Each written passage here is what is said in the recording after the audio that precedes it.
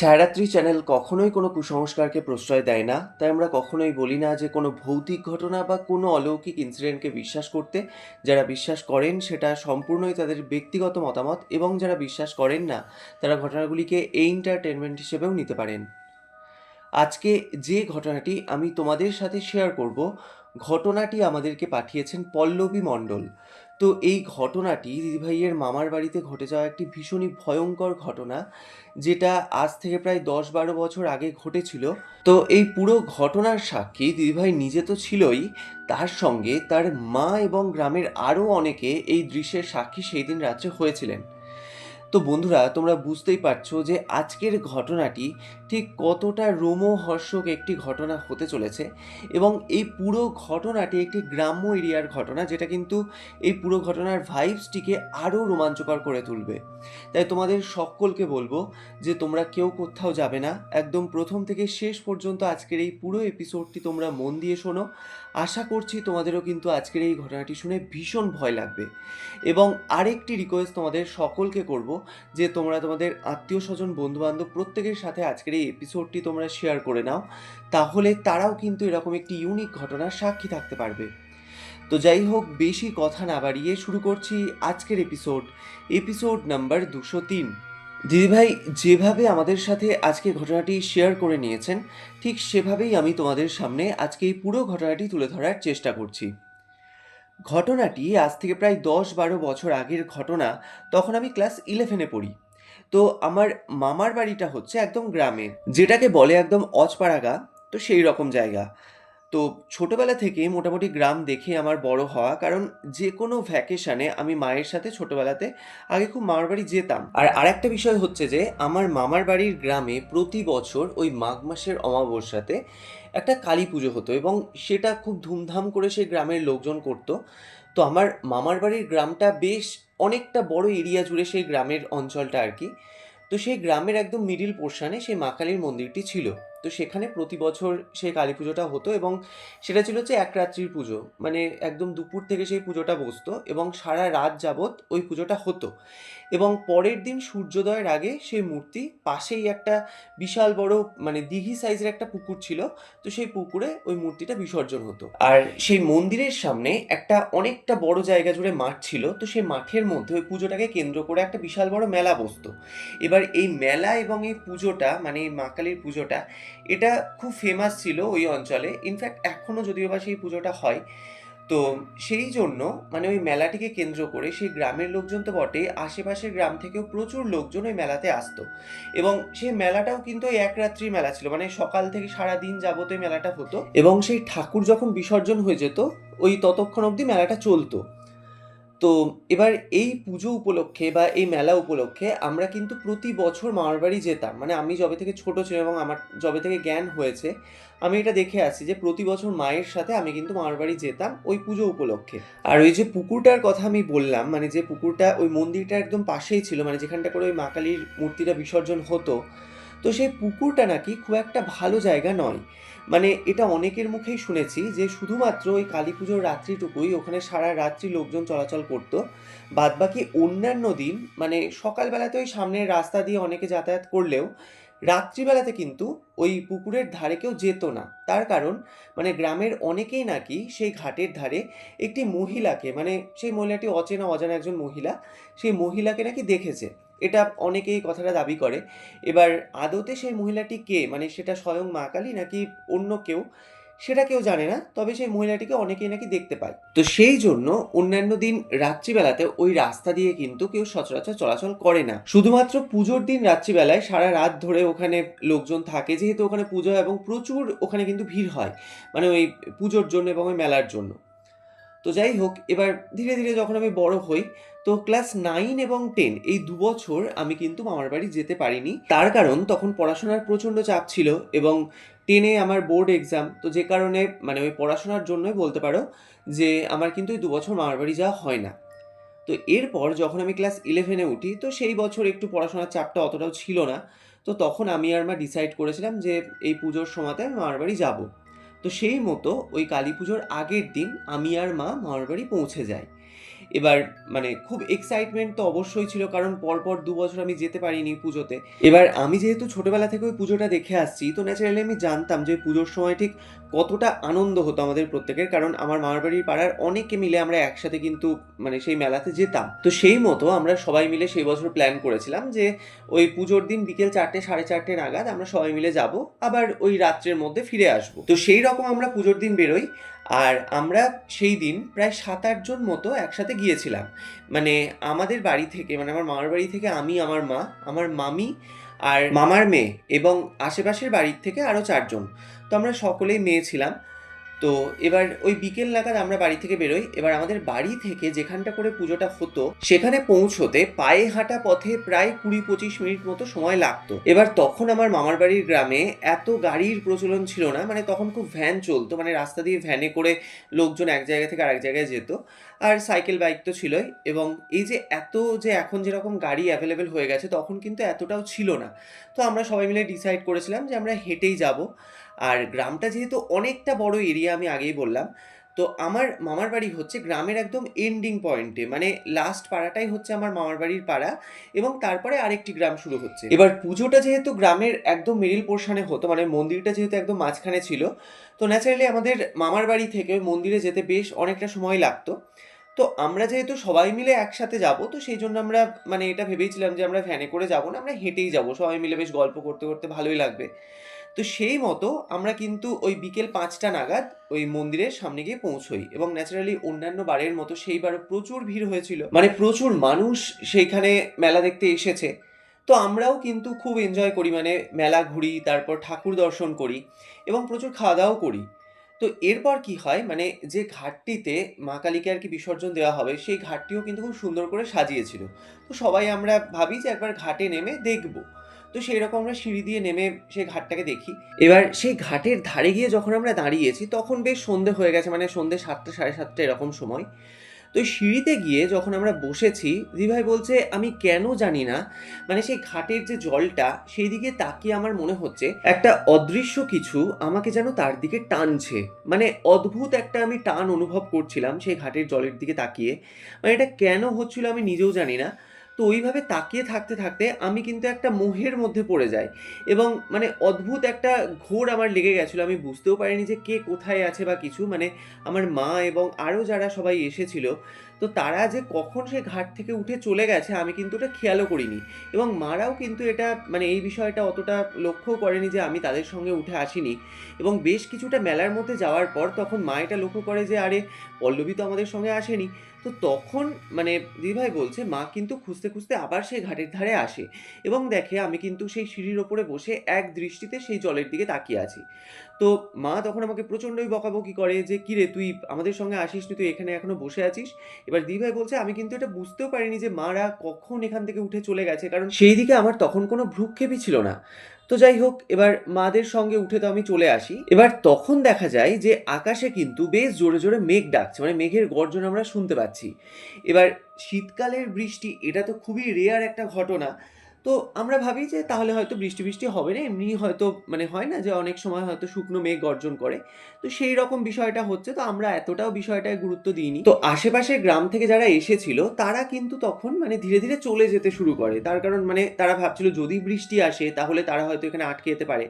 তো সেই জন্য মোটামুটি কিন্তু আশেপাশের গ্রামের লোকজন তখন থেকেই ফাঁকা হতে শুরু করেছে।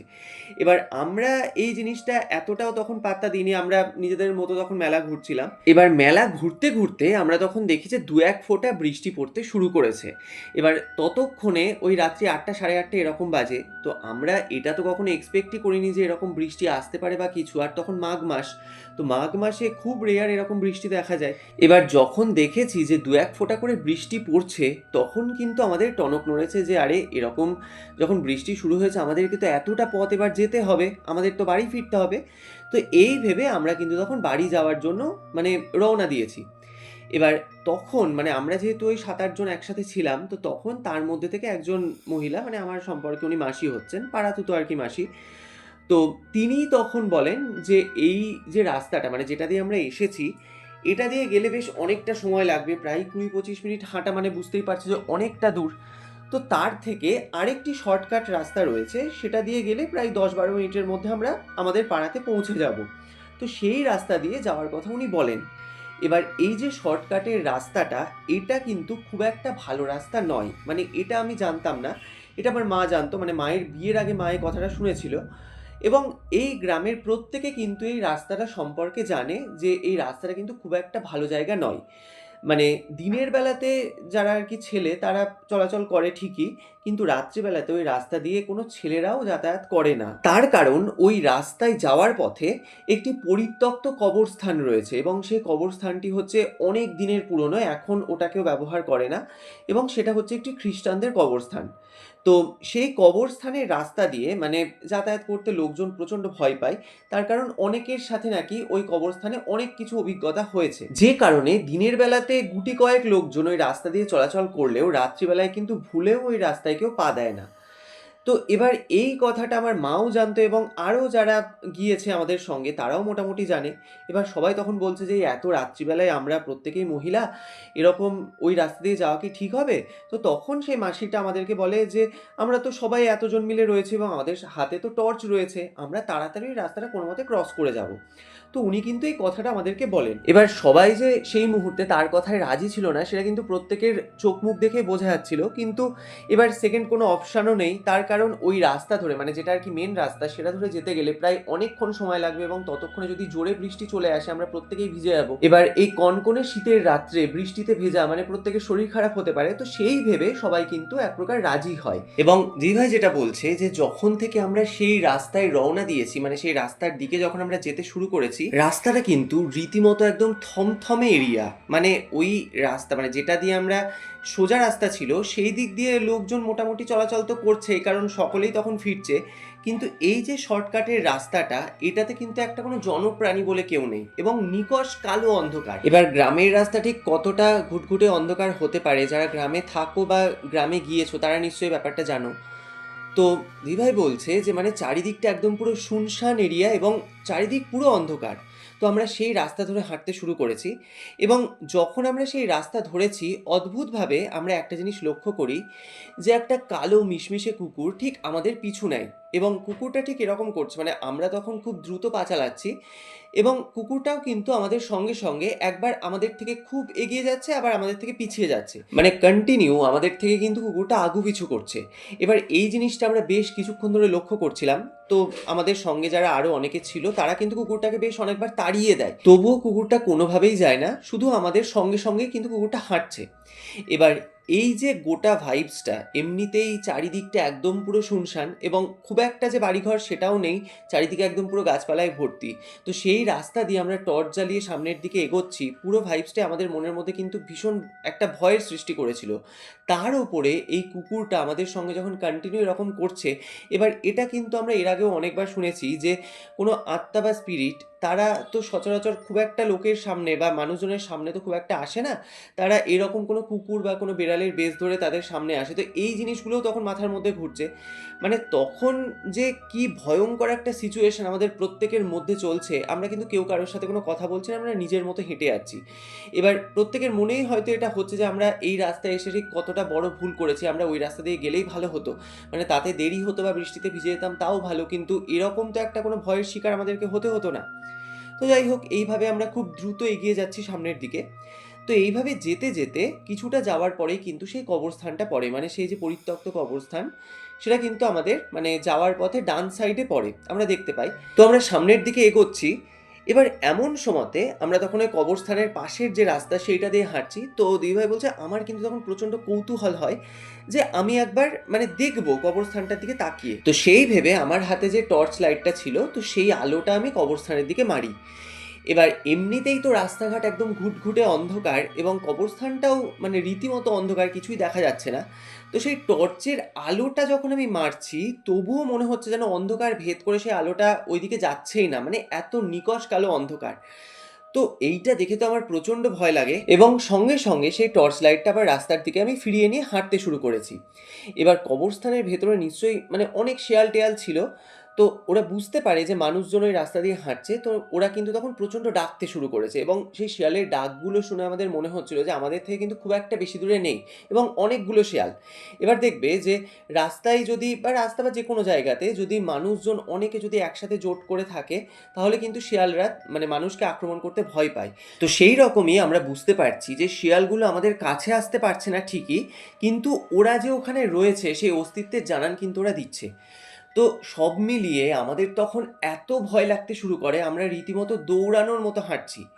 তো এইভাবে হাঁটতে হাঁটতে যখন আমরা ঠিক ওই কবরস্থানের বাউন্ডারিটাকে ক্রস করেছি, মানে ওই রাস্তা ধরে যখন কবরস্থানটাকে পেরিয়ে আবার নর্মাল রাস্তার দিকে আমরা হাঁটতে শুরু করেছি, ঠিক এমন সময়তে দিদিভাই বলছে, আমার নাম তো পল্লবী, তো সবাই আমাকে মানে আমার যারা চেনা পরিচিত এবং যারা খুব ক্লোজ তারা আমাকে পলু বলে ডাকতো। তো সেই রকম আমরা হাঁটছি, তো এমন সময়তে আমি শুনতে পাই যে পেছন থেকে আমার মামার গলা, মানে মামা আমার নাম ধরে ডাকে, পলু এই পলু, মানে এইভাবে কিন্তু আমার মামা আমাদের পেছন থেকে ডাকে।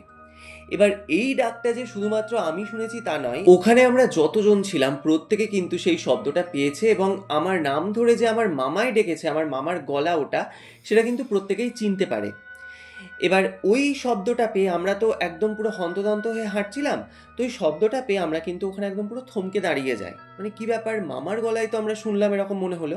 তো এই ভেবে আমরা কিন্তু পেছন ঘুরে তাকিয়েছি এবং পেছন ঘোরার সাথে সাথেই সেই যে টর্চ লাইটটা সেটা আমরা সেই রাস্তার দিকে আলোটা মারি এবং আলোটা মারার সাথে সাথে আমরা দেখতে পাই সেই যে কবরস্থানের রাস্তাটা, সেই রাস্তার ঠিক মিডিল পোর্শন, মানে কবরের এরিয়াটা ঠিক মাঝখানটা করে রাস্তার উপরে আমার মামা দাঁড়িয়ে আছে। মানে একদম এটা কিন্তু আমরা পরিষ্কার প্রত্যেকে দেখি। এবার মামাকে দেখে আমরা তো সবাই রীতিমতো অবাক হয়ে গেছি, তার কারণ সেই রাস্তাতে আমাদের সেই মুহূর্তে মামাকে দেখা এটা টোটালি আনএক্সপেক্টেড ছিল। কারণ যে রাস্তা দিয়ে আমরা ফিরছিলাম, এবার এই রাস্তা ধরেই যে আমরা আসবো এটা তো আমার মামার পক্ষে জানা কখনো সম্ভব নয়। আর তার উপরে মানে যেখানটা করে মামা দাঁড়িয়ে আছে সেটা কিন্তু আমাদের থেকে বেশ অনেকটা দূরে, মানে একদম কবরস্থানের মিডিল পোর্শন করে যে রাস্তাটা সেই জায়গাটা করে। তো আমরা সবাই যখন দেখেছি মামাকে ওখানে, তো ন্যাচারালি আমরা প্রচণ্ডই অবাক হই। এবার মামাকে দেখা মাত্রই মা মামাকে উদ্দেশ্য করে বলে যে কিরে ভাই তুই এখানে। এবার এইটা যখন মা বলেছে, তো মামা তখন মাকে বলে যে এত রাত হয়ে গিয়েছে, তার উপরে বৃষ্টি আসছে, তো যে কারণে আমি তোদেরকে খুঁজতে এসেছি। এবার এইটা শোনা মাত্রই না আমাদের প্রচণ্ড বিষয়টা অবাক লাগে, তার কারণ হচ্ছে মানে মামা যদি আমাদেরকে খুঁজতেও আসে, যদি আমরা ধরেও নিই তর্কের খাতিরে যে মামা আমাদেরকে খুঁজতে এসেছে, তাহলে তো মামা সোজা যে রাস্তাটা সেটা ধরেই আসবে এবং আমাদেরকে না পেয়ে মামা আবার ওই রাস্তা দিয়েই ফিরবে। আমরা যে এই রাস্তায় এসেছি, এই রাস্তায় তো সচরাচর কোনো লোকজন যাতায়াতই করে না, তো মামা সেটা জানলো কি করে? এবার এই বিষয়টা না তখন প্রত্যেকের খটকা লাগে খুব, তবুও এই বিষয়টা কেউ কাউকে কিছু বলছে না। এবার তখন মানে মামা এই কথাটা যখন বলেছে, তো তখন মা মামাকে বলে যে ঠিক আছে তুই যখন চলে এসেছিস তাহলে চল, এই দিক দিয়ে তো আমরা আর কিছুটা গেলে আমাদের পাড়া পড়বে, তো এইদিকেই তুই চলে আয়।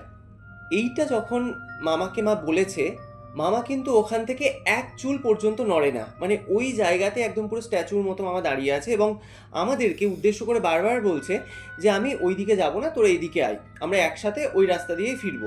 এবার তখন আমাদের কাছে বিষয়টা খুব অযৌক্তিক লাগে, তার কারণ হচ্ছে আর কিছুটা গেলেই মানে আর খুব জোরে 5-7 মিনিট গেলেই আমাদের পাড়াটা পড়বে, তো আমরা এদিকেই ন্যাচারালি যে কেউ হলে এই রাস্তা দিয়ে যাবে। তো মামা তবুও কেন আমাদেরকে বলছে যে ওই রাস্তা দিয়ে ঘুরে যাওয়ার জন্য, মানে আরও 20-25 মিনিট আমাদের লেগে যাবে সময়। তো এই বিষয়টা আমরা তখন প্রত্যেকেই মামাকে বলছি যে তো আবার কেন অত দূর আমরা ঘুরতে যাবো, এই রাস্তা যেহেতু শর্টকাট আছে আর কিছুটা গেলে আমরা পৌঁছে যাবো, তুমিও চলে এসেছো, তাহলে ওই রাস্তা দিয়ে ফিরবো। তবুও কিন্তু মামা ওই জায়গা থেকে এক বিন্দু পর্যন্ত নড়ে না। এবার এই জিনিসটা আমরা বেশ কিছুক্ষণ ধরে লক্ষ্য করছিলাম যে মামা যখন আমাদেরকে দেখে নিয়েছে তাহলে তো মামা আমাদের কাছে এগিয়ে আসতে পারে, কিন্তু মামা যেখানটা করে দাঁড়িয়েছিল, আমরা টর্চ লাইটটা যখন মেরেছিলাম মামাকে দেখেছিলাম ঠিক ওই কবরের সামনাসামনি মামা দাঁড়িয়ে আছে, ওখান থেকে মামা কিন্তু একটুও নড়ছে না, মানে ওখান থেকে দাঁড়িয়েই জোরে জোরে ওই কথাগুলো আমাদেরকে বলছে।